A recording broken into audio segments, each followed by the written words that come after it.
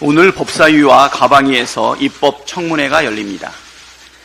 법사위는 해병대원 순직 수사 외압의 실체를 규명하고 대통령의 개입 여부를 확인하기 위한 입법청문회를, 과방위는 윤석열 정부의 방송 탄압과 언론장악 실태에 대한 입법청문회를 각각 엽니다.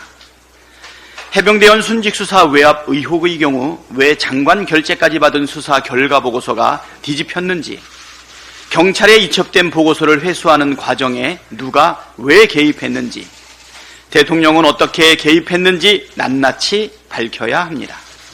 최근 언론 보도를 통해 윤석열 대통령이 직접 개입한 정황들이 속속 드러나고 있습니다.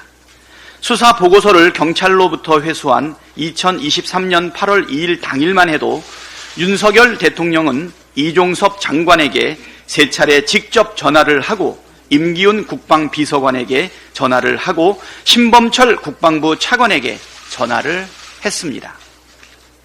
윤석열 대통령으로부터 전화를 받은 임기훈 국방비서관은 다시 유재훈 국방부 법무관리관에게 전화를 했고, 유재훈 법무관리관은 다시 경북경찰청 수사부장에게 전화를 걸었습니다.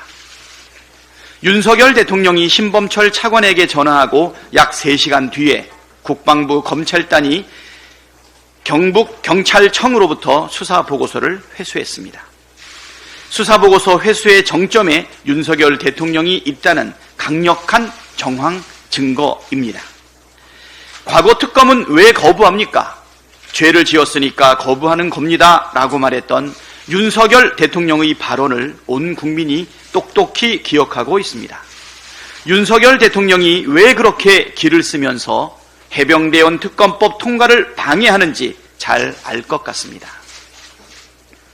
오늘 입법청문회가 윤석열 대통령이 그토록 감추고 싶어하는 진실을 가감없이 드러내는 자리가 되기를 기대합니다.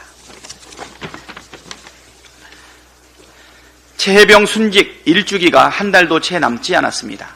민주당은 국민께 약속드린 대로 1주기 전에 해병대원 특검법을 통과시키겠습니다. 윤석열 대통령에게 분명히 경고합니다. 자신에 대한 수사를 방해하기 위한 거부권 행사는 포기하십시오. 만일 국회를 통과한 해병대원 특검법을 또다시 거부한다면 스스로 범죄자라고 자백한 것이라 국민은 여길 것입니다. 떳떳하다면 특검법을 반대할 이유가 하나도 없습니다.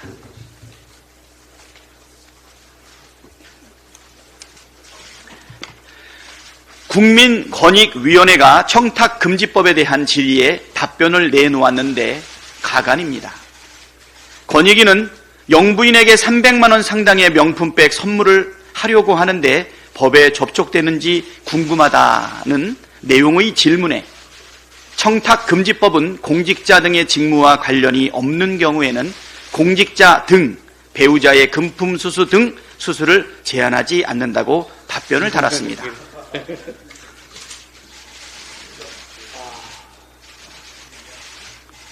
다시 말해서 직무 관련성이 없으면 금품 수수를 해도 된다는 뜻입니까?